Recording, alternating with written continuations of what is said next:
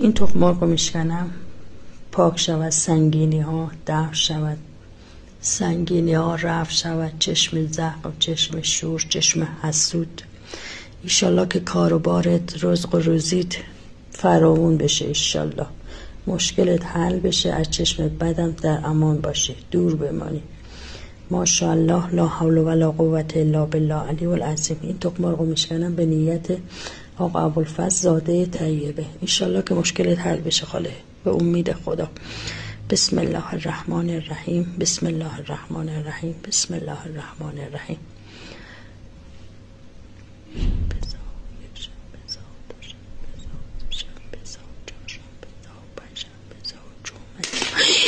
وا ویلان بتر که ایشالله چشم حسود.